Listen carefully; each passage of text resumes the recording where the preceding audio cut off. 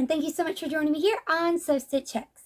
I'm Academia, and today we're going to be doing a review of the horror manga Uzumaki by Junji Ito. So this is about spirals. This one on the back says, "Spirals. This town is contaminated with spirals." Kurouzu-cho, a small fogbound town on the coast of Japan, is cursed. According to Shuichi Saito, the withdrawn boyfriend of teenager Kirie Goshima, their town is haunted, not by a person or being, but a pattern.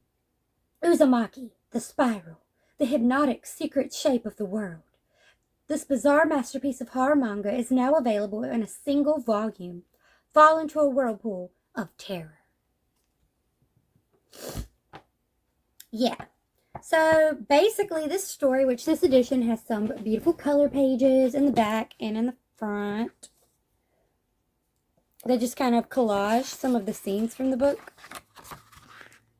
and a couple of the first pages as per this edition's use. Which this edition, several of the books are in, is beautiful. It's mostly matte, black and white, like grayscale, with accents of red, and then the glossy side text and the glossy text on the front.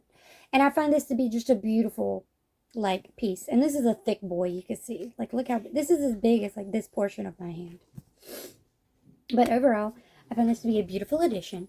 And I really enjoy this, like, I really enjoyed this story. There was a lot of different pieces. Like, there's a lot of different chapters. Some things they carry out, and some things are mentioned briefly, and or like a part of a chapter here and there. But they're not like an overarching theme. So whereas the overarching themes of the contrary forces of both spirals and the inverted spirals are like a normal, like, tour de force for this story here. Where you got like the spirals down and the spirals coming out like a sharp point. Whoop! Get 3D on you. You have some things like in the beginning, which this thing does have a lot of chapters. It's got like 20 chapters. So, yeah. So you have things like when someone is cremated, they go up into the big spiraling cloud above the town. Which is super weird, and most people should question it more, but they don't. Like, when this is a normal town, no one questions it. They just kind of live there. And they think Shuichi's crazy. It's like, bro, you can see the spirals. You can see them in the grass. Like, I know that's just a minuscule thing, but you can still see it. It's like, I don't understand why they don't get it. You have things like, this girl, which you can see here, which gets like this scar that everyone's attracted to her because there's like this force of pulling things in. So it's the idea of spiraling into fame and spiraling in the attention, and it becomes hypnotic. And she ends up devouring people like with the thing, and then eventually herself. There's the idea of spirally hair, which feeds on the attention. And it even gets the main character's girlfriend, and they have to like cut their hair, and it's wild. They end up getting like tied up to like a phone pole and just kind of being too tired to untangle themselves and just dying.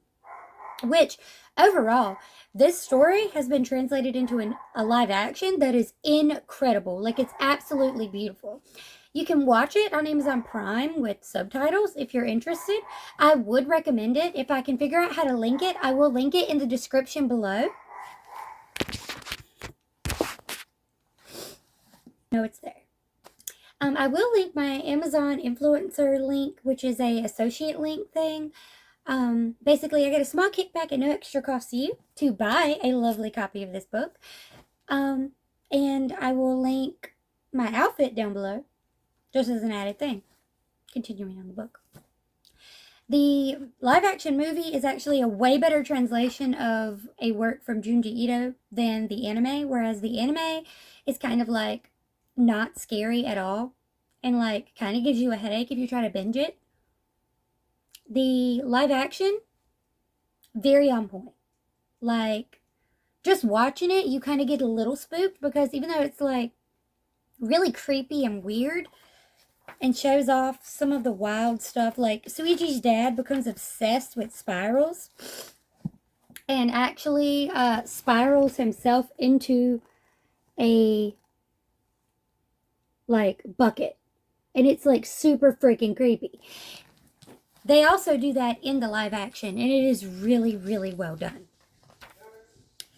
Another thing to really look at is how well they do, like, some of the most, like, intense things in this book. They're just, like, really crazy. Like, they do keep with the idea of insanity for the first part of the book.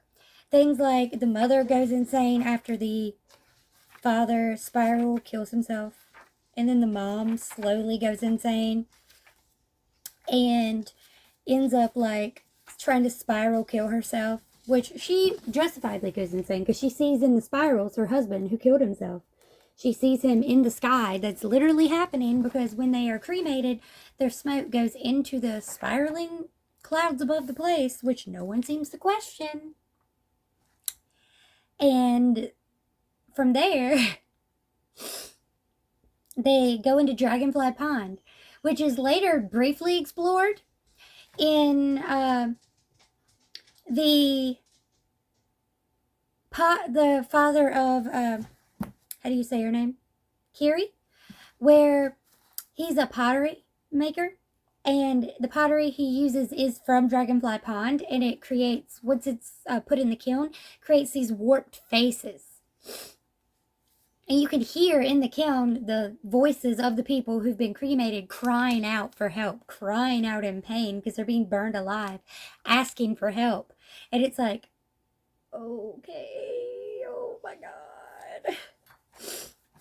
But the mom continues to go crazy. So at the beginning, she realizes that there's a spiral in her ear and then, like, offs herself. So Shuichi's got a really sad life. I feel like the first portion explores this idea of insanity, especially including the idea about the scar, which is the girl who, like, the scar builds, and it's a spiral shape. Eventually sucks people in, including herself, and, like, drawing people into fame, which you see on my necklace and you see here. Like, that's still the idea. She becomes obsessed with Shuichi, so it's still this idea about mental illness. And it slowly strays from that. I did find the pottery.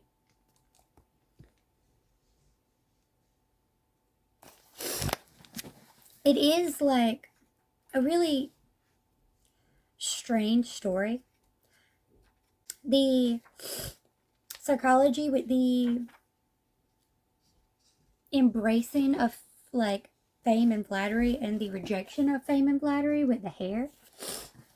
But I think right there is where it started to drift away from the psychological and more into the completely supernatural. Not that the other bits are not supernatural, but I feel like the focus slowly drifts. And here's some more color pages, just to show, like, there are quite a few. They don't really explore the spirits in the pond that much. It's just like a brief thing. Just like they don't really explore the zombies, except in one episode. And that's this episode. It's about Jack in the Box, because there was this guy who was a joker, and he, like, gets a spring from the car that makes him jump out. That's it. That's the story. Tell me how it makes sense, because I don't see it. But that's it. That's the guy. Then you have this whole, like, it's an important thing that they turn into snail people, which if you watch the live action, the snail people are lit. Like, they're creepy and they're weird and I love them. But I love snails. So, but yeah, so the snail people come from people who, I think it involves the inverted spiral. So instead of going inwards, it's going out into, like, a point. And the snail people go out and they're slowed down. The spirals that go in are faster and faster and faster. So that's, like, this idea of the opposites, the contrary forces, which kind of go with inevitability of, like, the never-ending cycles, including death as a cycle, including like growth as a cycle. The whole snail arc was kind of weird because whereas they had to worry about this little boy turning into a snail, the bully that picked on the slow guy turns into a snail. Because snails are asexual and can like change genders and stuff, these snails like mate, which is kind of like a funny thing. It's like pretty good that the bully has to mate with the guy he bullied, but it's also like really weird because I don't think that was what anyone would have wanted. And there's like a brief mention of this lighthouse that works for some reason and like amplifies the heat with like it's like a spiraling amplifier. I don't like, there's a whole bunch of like abandoned like things in here. Another one that's abandoned that's like probably the creepiest is the idea of these women who become basically like mosquito women. And while this is one of my favorite arcs in this story, because the mosquito women basically have this doctor who's cursed with the spiral, who puts the babies back in them, straight up cuts them open and puts the babies back in. And it makes it super freaking crazy. And they cut the umbilical cords off and they grow like mushrooms and feed everyone in the... Because they keep growing back. And they cut them off and they feed everyone this mushroom soup. And it's super weird. He takes that as a sign that the infants who are continuing to grow their umbilical cords back want to be put back into their mother. So this is probably the creepiest of the arcs in this entire book, possibly overall, but I'm not sure if you could count overall, because he does have like Army of One, which is super spooky. But this is probably my favorite arc in this story, as brief as it is, and the fact that it's truly never really mentioned again. These mosquito ladies have to drink blood so they can sustain their babies, and straight up spiral tongue shoots out and a mosquito drinks some blood. It's the most random fucking arc in this book, not touched again.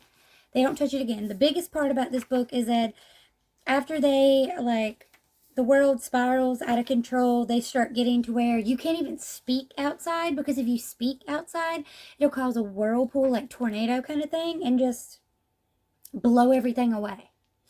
You can yell at someone and it will, like, blow them away.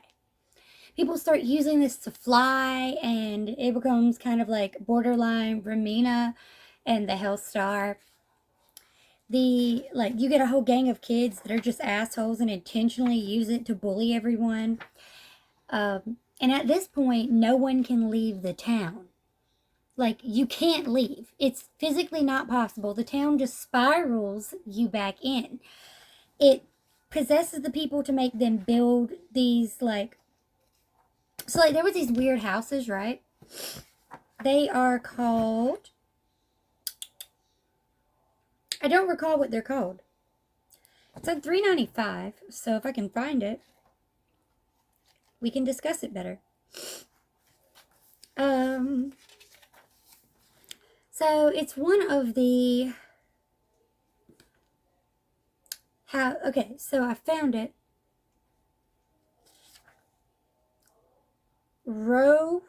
It's one of the row houses. Yes, it's the old row houses. I figured it out before I saw the word, I promise. So that was kind of fun. But, yeah, so it's these, like, really shitty, like, shacks. This is kind of an example of spiraling into poverty. And when they're inside the row houses, when there's a lot of people in the row houses, they morph together and spiral into a conglomerate. Which is another example of the spiraling together, which happens with the Romeo and Juliet story, and it happens with the end characters. If you didn't think there was going to be spoilers here, well, you clearly haven't watched my book reviews, and you should probably figure that out. Sorry, not sorry. This is a review. I didn't say it didn't have spoilers. If you want one that doesn't have spoilers, go somewhere else. But if you're lonely in the row houses, you seem to get this weird disease where the spirals kind of come out of you like little knots, like pointy knots, the opposite of the regular spiral. And here, the row houses are a sign of poverty, but they're indestructible from the spiral because they are a part of the spiral. The houses possess the minds of those who live there and force them to build the row houses out wider, and anything that's an extension of the row house is safe. The wild thing is they build it out and it makes a perfect spiral through the town. So you could start in the center house, walk all the way through. It would take you fucking years, like a labyrinth, and get out of the town that way. I mean, you can't really leave the town, but you could get out of like the housing area. Everyone that's inside is suctioned away to the center of town where the dragonfly pond used to be, which becomes this spiral staircase downward because the town kind of like creates its own cycle where people build these structures, takes all the people. I don't know what it does with them because the end is just kind of like it's over. They all become spirals. They morph together into a conglomerate. It doesn't really explain why. Just as time sped up when we were on the outskirts in the center of the spiral, it stood still. So the curve was over the same moment it began, the endless, frozen moment I spent in Shuichi's arms. And it will be the same moment when it ends again, when the next Kurouzu-cho is built amidst the ruins of the old one, when the eternal spiral awakens once more. Yeah, so some of the row houses that were left, because that's what the eternal spiral was built on the ruins before, there were a couple row houses all over town. Once everything was destroyed, the only thing that stood in place were the row houses. And of the row houses, one of them basically built into the others, like I said. So that is kind of the ruins, which proves that this has happened before. This will happen again and again and again. And we don't really know why. And I'm not sure if Junji Ito knows why. Like, why does this cycle spiral? I mean, logically, this cycle would spiral, but why is it doing it? Why does it exist? It's just this weird supernatural thing that just doesn't make any sense. And whereas I really do love this story, I really love the grotesqueness of the hair that you can't cut, of the woman with her child being put back inside her, of the snail people because the people were too slow. The fast people who fly, who eat the snail people, they straight up cook them. They're not escargot, but they straight up cook them. I mean, one person ate them like escargot, but they straight up cook them and eat them because they're like, they're not human anymore. There's just so much in this story. Like, there's just so much going on. And not all of it is explored. Not all of it is reimagined. Some of it is just, hey, here's a story. Okay, it happened in this town. That's great. Because it's like, what? Why? Like, give me something. Give me anything. Like, you have, like, the storms make sense. Overall, they make sense. Spirals, tornadoes, we've seen it since the beginning. The snails, you see like 3 times, but it doesn't actually make sense. The hair, the Medusa hair, happens once. And you're like, okay. Like, it's cool. The whole thing with the mosquito ladies, it's cool, I guess. It makes no freaking sense. Like, what is happening? Like, I wish they'd explain better what is going on, but they don't. Like, there's a lot going on. And it all makes sense thematically, but it doesn't make sense, like, chronologically 100%. And it doesn't make sense, like, plot-wise. It's just, some of it's just thrown out there. Like, here's an idea. It's really good. It's all really good. And I really enjoy what happens. But things like the lighthouse, that was one chapter. It barely felt like a chapter. It was like part of a chapter. Why? Like, what purpose did it serve? It didn't. It didn't serve except for spinning hot and to put her in the hospital so that she could see the mosquito ladies. But it didn't really make sense. So there's a lot to this that just kind of spirals out of control. And it's just like insane and intense. There's just so much going on. From the mosquitoes that are like people to the snail people. Like, I love it. But I keep asking myself, why? What is going on? So, like, I do recommend this book. It is a thick boy, but it's a good one. It's just, there's so much. It feels like a story with a couple, like, one-shots thrown in. And there is another one-shot kind of thrown in at the end of this guy who tries to, like, goes to kill some people and doesn't succeed. And I guess it's like a deleted scene, per se. But it's just overall, like, a really, like, wild story that just doesn't make any sense to me. But I really enjoyed it. Like, I do love it. It is good. It's just got some weird stories that have nothing to do with anything except some vague resemblance. Like, here's a fanfic of my own work. That's how they play themselves. Alright, if you enjoy this review, please leave a comment down below. If you agree with anything, please tell me. Do you feel like there are some chapters that are just like, why? Or something that's like, you took it too far? It's kind of good. Do you think I'm full of it? Do you think my ideas are stupid? Let me know down below. Please like, subscribe, and share this video if you could. That would help me a ton. Alright, have a wicked evening, and I will see you guys here next time on So Stitch X. Bye!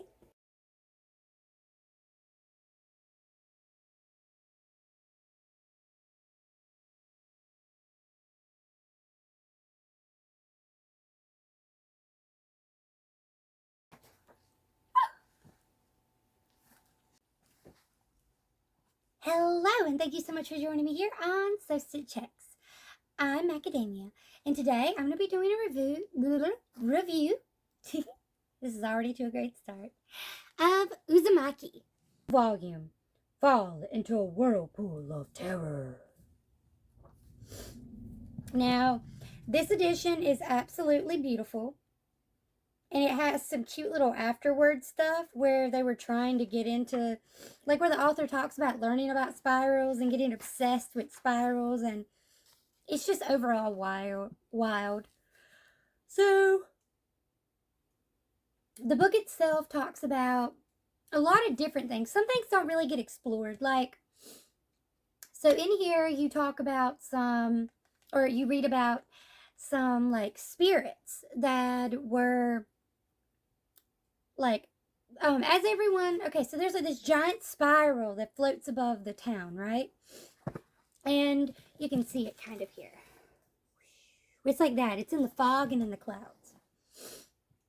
They get, like, consumed. When they die, their cremated remains, the ash floats up and spirals into the clouds, and then it goes to Dragonfly Pond, which is where it settles, like in a whirlpool.